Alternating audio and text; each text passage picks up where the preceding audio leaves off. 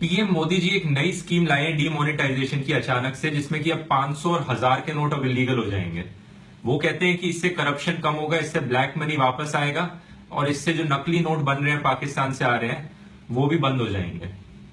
तो पहली बार सुनने में मुझे लगा वाह, बहुत अच्छी चीज है, ये तो बहुत ही अच्छी स्कीम है। मैं भी इससे खुश था, बहुत सारे लोग खुश थे, क्योंकि जिन जिन लोगों के पास काला धन रखा है वो अगर अब बैंक में डिपॉजिट कराने जाएंगे तो बैंक वाले उनकी सैलरी से कंपेयर करके बता देंगे कि इन्होंने टैक्स की चोरी करी है, इनकी सैलरी इतनी है ही नहीं जितना पैसा ये डिपॉजिट करा रहे हैं। लेकिन इस बात पे ऑपोजिशन पार्टीज ने यह सवाल उठाया कि ज्यादातर पैसा तो अपना स्विस बैंक में रखा है, या फिर लोगों ने इसको गोल्ड में बना लिया, किसी और एसेट में बना लिया है। अब ये बात भी सही है, इससे पीएम मोदी खुद एग्री करते हैं। उन्होंने ट्वीट करके बोला था कि ज्यादातर पैसा तो स्विस बैंक में ही रखा है।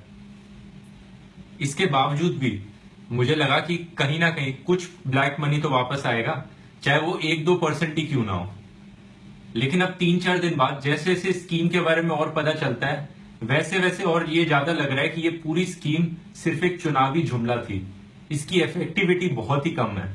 ऐसा इसलिए क्योंकि इस पूरे जश्न के पीछे सरकार ने छुप छुप के कुछ ऐसे डिसीजंस लिए हैं कि जिससे ये जितने भी करप्ट लोग हैं उनमें से आधे ज्यादा इस स्कीम से बच जाएंगे। पहला डिसीजन ये है कि इन्होंने एक अमेंडमेंट किया है एंटी करप्शन एक्ट में। इस अमेंडमेंट की वजह से अब सीबीआई या कोई भी और इन्वेस्टिगेटिव एजेंसी किसी भी गवर्नमेंट एम्प्लॉय को इन्वेस्टिगेट नहीं कर सकती करप्शन पर। यानी सेंट्रल गवर्नमेंट में काम करने वाला कोई भी एम्प्लॉय, एक पियोन से लेके एक सेक्रेटरी तक, किसी को भी कोई भी इन्वेस्टिगेटिव एजेंसी इन्वेस्टिगेट नहीं कर सकती विदाउट परमिशन फ्रॉम अथॉरिटी, और ये अथॉरिटी गवर्नमेंट खुद ही है। जितेंद्र सिंह कहते हैं हम ये इसलिए लाए हैं लॉ में अमेंडमेंट ताकि सारे ईमानदार ऑफिसर्स को प्रोटेक्ट किया जा सके। भाई साहब, ईमानदार ऑफिसर्स को प्रोटेक्शन की जरूरत नहीं होती है। किसे बेवकूफ समझ रहे हैं आप? किसी को प्रोटेक्शन की जरूरत है तो वो है करप्ट पॉलिटिशियंस।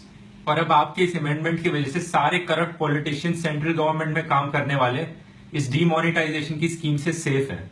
इनफैक्ट अब गवर्नमेंट चाहे तो ऑनेस्ट ऑफिसर्स को और गंदी तरह टारगेट कर सकती है। अब ये इन्वेस्टिगेटिव एजेंसीज को परमिशन देंगे नहीं भ्रष्टाचारी नेताओं पे इन्वेस्टिगेट करने की, और ये खाली ऑनेस्ट ऑफिसर्स पे परमिशन दे देंगे इन्वेस्टिगेट करने की। एक और चीज जो गवर्नमेंट ने बोली थी वो ये है कि अब जो मंदिर है, मंदिरों के डोनेशन बॉक्सेस में जो पैसा कलेक्ट होता है वो इस चीज से एग्जेम्प्ट है। उसमें उसकी कोई अपर लिमिट तक नहीं है। उसमें कितना भी पैसा कैश डिपॉजिट हो उस पर कोई इनकम टैक्स ऑफिसर आके इन्वेस्टिगेट नहीं कर सकता। इसका मतलब जितने भी ये रॉन्ग नंबर बाबाज और रॉन्ग नंबर साधुज हैं, ये सब इस एक मंदिर को मनी लॉन्ड्रिंग का हब बना देंगे। तो दो सबसे बड़े करप्ट इंस्टीट्यूशंस, एक ये रिलीजन का धंधा करने वाले और ये गवर्नमेंट ऑफिसर जो ब्राइब मांगते हैं, दोनों को इनसे स्कीम से कोई फर्क नहीं पड़ने वाला है। तीसरी चीज जो उठी थी वो थी कि बीजेपी के कुछ लोगों को इस स्कीम के बारे में पहले से ही जानकारी मिल गई थी और उन्होंने अपने पैसे को पहले ही ठिकाने लगा लिया। इनफैक्ट खाली बीजेपी वालों को ही नहीं, बहुत सारे लोगों को इस स्कीम के बारे में पहले से ही पता था कि ऐसा होने वाला है, तो उन्होंने अपने पैसे को पहले ही फॉरेन में भेज दिया या उसको गोल्ड में कन्वर्ट करा लिया, कुछ कर लिया। इस चीज के बहुत से प्रूफ मौजूद है। सबसे बड़ा प्रूफ ये अखबार ही है। एक ये गुजराती अखबार है जिसमें एक खबर आई थी कि 500 और 1000 के नोट बंद होने वाले हैं, तो आप इनको यूज करना बंद कर दीजिए। ये 1 अप्रैल 2016 में आई थी ये खबर। दूसरी सबसे बड़ी चौंका देने वाली खबर ये टाइम्स ऑफ इंडिया की है 8 अप्रैल की। इन्होंने लिखा है कि स्टेट बैंक ऑफ इंडिया की स्टेटमेंट थी कि काफी सारे लोगों ने अपना कैश विदड्रॉ करना शुरू कर दिया, क्योंकि मार्केट में रूमर्स फैल रहे हैं कि 500 और 1000 के नोट बंद होने वाले हैं। तो लोगों ने कैश निकाल के उसको सेफ एसेट्स में डिपॉजिट करना शुरू कर दिया है, जैसे कि गोल्ड में या कुछ और खरीद लिया उस पैसे से। 8 अप्रैल, ये चीज 6-7 महीने पहले ही हो चुकी थी। इसके बाद सवाल ये उठा था कि फ्यूचर में जो करप्शन होगा उसको रोकने के लिए क्या किया जाएगा। नए नोट्स में कुछ खास बात है क्या? नहीं तो, क्योंकि 2000 का नोट 1000 के नोट से बड़ा होता है तो फ्यूचर में ब्लैक मनी कलेक्ट करना और आसान हो जाएगा, जो कि सेंस बनाता है, ऐसा हो ही जाएगा।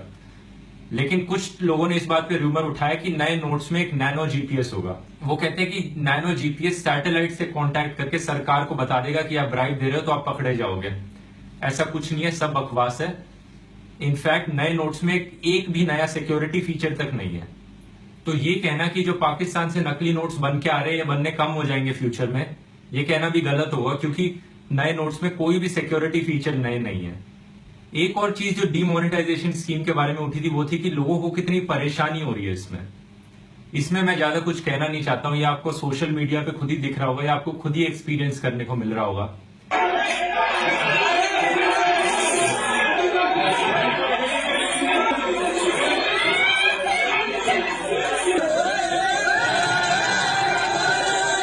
लेकिन जो बाकी सारे रीजंस मैंने बताए, उन रीजंस को देखते हुए इस पूरी डीमोनेटाइजेशन स्कीम के बारे में यह कहा जा सकता है कि एक कदम आगे की ओर देखा लेकिन 4 कदम पीछे चले।